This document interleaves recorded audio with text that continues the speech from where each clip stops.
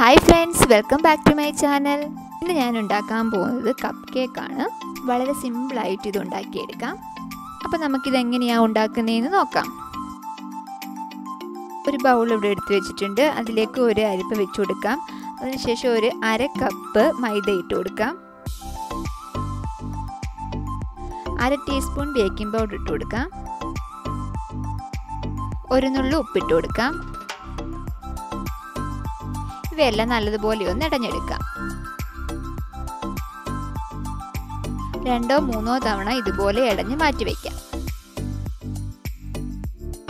വെള്ളമയമൊന്നും ഇല്ലാത്ത ഒരു ബൗൾ എടുക്കാം. അതിലേക്ക് 2 മുട്ട പൊട്ടിച്ചൊഴിക്കാം. റൂം ടെമ്പറേച്ചറിൽ വെച്ച മുട്ട തന്നെ എടുക്കാൻ ശ്രദ്ധിക്കണം. ഇതിലേക്ക് 1/2 ടീസ്പൂൺ വാനില എസൻസ് കൂടി ചേർത്ത് കൊടുക്കാം. ഇനി നമുക്കിതൊന്ന് മിക്സ് ചെയ്തെടുക്കാം.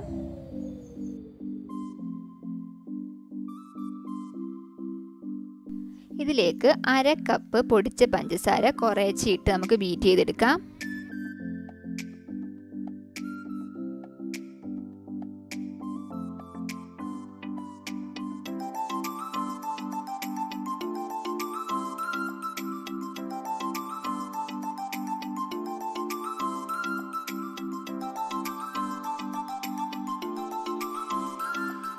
മുട്ടയുടെ ആ മഞ്ഞ നിറമൊക്കെ മാറി നല്ലതുപോലെ ബീറ്റായി വന്നിട്ടുണ്ട്.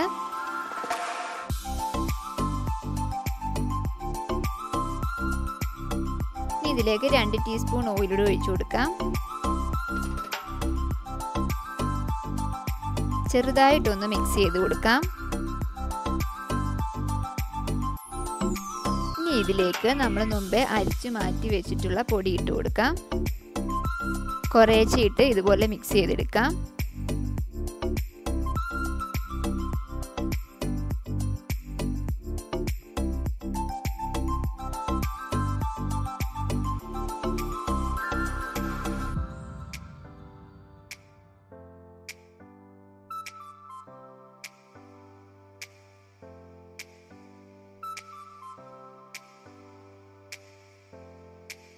ബാറ്റർ ഇവിടെ റെഡി ആയിട്ടുണ്ട്. ഇനി നമുക്ക് കപ്പിലേക്ക് ഒഴിച്ചു കൊടുക്കാം. ഒരു 2 ടേബിൾ സ്പൂൺ വെച്ച് ഒഴിച്ചു കൊടുത്താൽ മതി.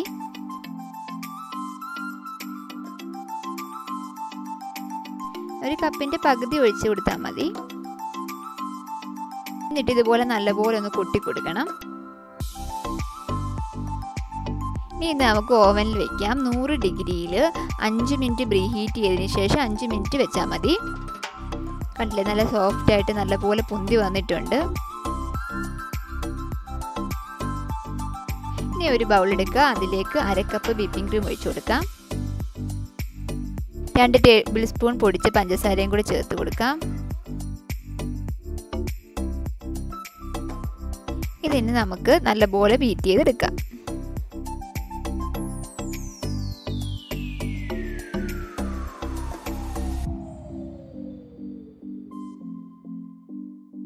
നമ്മൾ ഉണ്ടാക്കിയ വിപ്പിംഗ് ക്രീം പൈപ്പിംഗ് ബാഗിലേക്ക് നിറച്ചെടുത്തിട്ടുണ്ട്. ഇനി നമുക്ക് കേക്കിൻ്റെ മുകളിൽ ഇതാണ്ട് ഇതുപോലെ ചെയ്തു കൊടുക്കാം.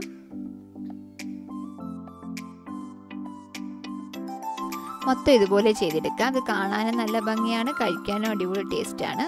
വളരെ പെട്ടെന്ന് തയ്യാറാക്കാൻ പറ്റിയ സിമ്പിൾ കപ്പ് കേക്കാണ്. അപ്പോൾ ഇന്നത്തെ വീഡിയോ ഇഷ്ടമായെങ്കിൽ ലൈക്ക് ചെയ്യുക, കമൻറ്റ് ചെയ്യുക, സബ്സ്ക്രൈബ് ചെയ്യുക. അപ്പോൾ മറ്റൊരു വീഡിയോയുമായി വീണ്ടും കാണാം. Thank you.